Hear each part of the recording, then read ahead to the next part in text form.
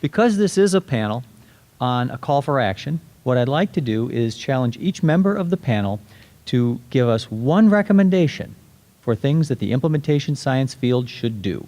Just one, your top priority. What do you think that everyone out here should do? Lou? Oh, I was afraid you were going to have me go first. You're the closest. So. Okay, to put it delicately, I think it's extremely important that study sections at NIH, which evaluate implementation science research, actually have experts in implementation science on the study sections. And I'll just leave it there. Mine would be to partner with people wanting to improve care in real-world settings so that what we learn is applicable to those institutions that are trying to improve. Use common measures. Think about the cost of what you're going to do. Okay. And with that, we'll throw it open to questions from the audience. I think we have folks moving around with microphones, so let's hear from folks. Jack? So thanks very much for the excellent comments. I would like to know if the panel's willing to join me in the creation of a new journal, the Journal of Failed Studies and Implementation. I actually am only partly kidding because, as you know, I'm an attempt to be a practitioner of lean thinking, and the most that's learned is learned from the failures.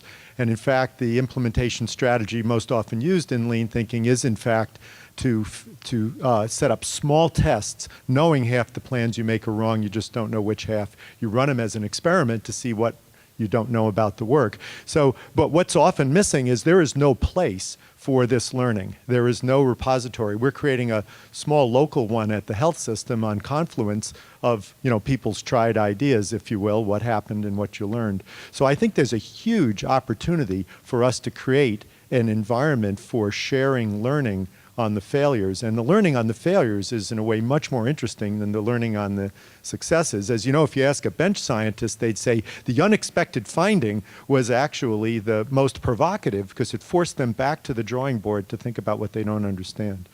So, so anyway, maybe we should go in that direction. Yes. So this is a shameless plug, but actually implementation science will publish those papers. The issue is that fact of failure isn't enough. We need to have the reflections on, you know, why do you think it failed? And that's what people often don't do. You know, I think that, I mean, we've all had the experience of the failures. I think that grappling with them and learning from them is hard, but I would encourage you, if you do have a repository like that, I'd certainly love to talk to you about it because I know that the policy at Implementation Science clearly is to publish those kinds of articles, and I'd be happy to work with you to make sure that happens. Okay. Got one there, and then another one just to your left. Go ahead. I wanted to ask you about the extent to which implementation science or ideas a priori about how to implement an intervention could be built into I came from a clinical affairs group just recently at a large medical device company, and in terms of protocol development and thinking about, I mean, obviously we have the sites that we used had research coordinators. We were paying the sites for the training. We were developing the training material.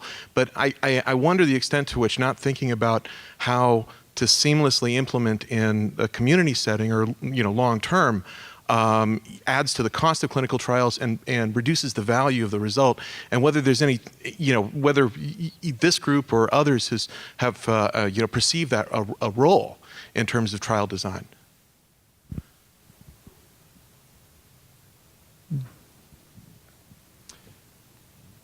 There's a lot of empty airspace right now. So I assume that Lou is thinking cleverly about this. Okay, if I understood your question, and it's not because you didn't describe it right, it's because I was daydreaming. People are working on adaptive clinical trial designs, And unfortunately, I don't know that much about them, but it's a clinical trial, and based, you can take a systematic peek if something isn't working.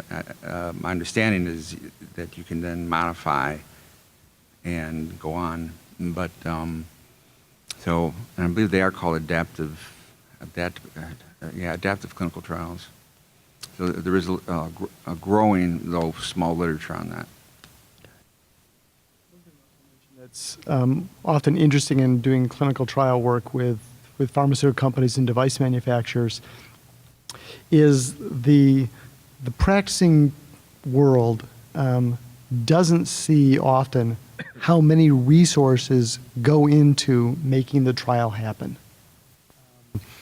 Having the CROs out there doing the training, doing the follow-up, trying to assure that everything is sort of ready just in time and works properly, is a very expensive, time-consuming process. So it's often missed when someone says, okay, now this device has been proven successful and you can implement it.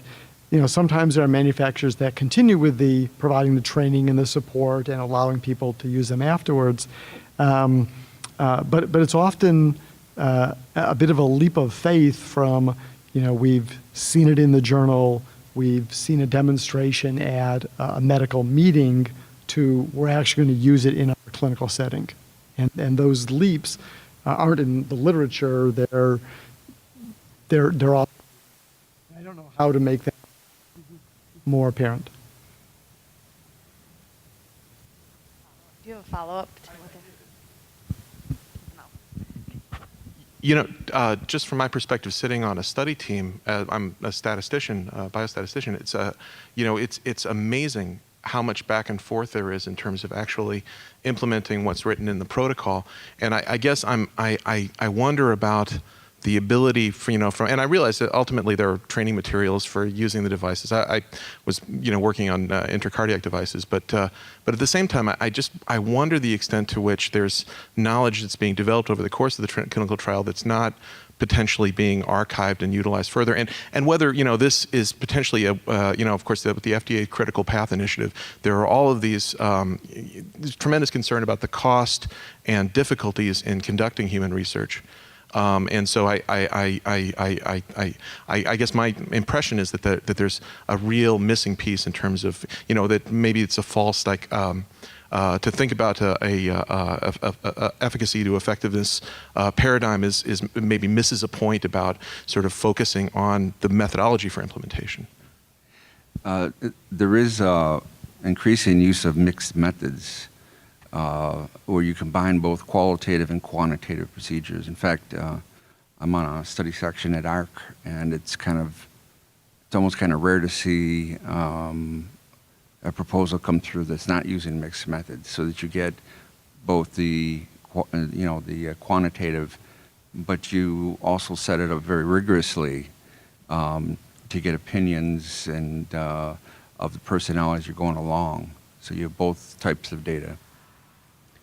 I'll just interject one comment that there is another approach to that. In addition to mixed methods, there's also, at the very outset, when the study is designed, there's great value in co-designing the study with the implementation setting. Now, this is a shameless plug for what we do in GRIN, the Great Lakes Research into Practice Network. The way we like to design studies is to get together with the practices that will ultimately be the sites of implementation for the research and have them involved in the design up front. That changes how you end up doing the design. It changes the kind of flexibility you need in the design and so forth. So I'll make a pitch for both including the mixed methods downstream to know what it is you need to do to make this implementable and what really made it work, but also for including the implementation setting upstream. This is engaged scholarship. It's community engaged research if you really want to do implementation well.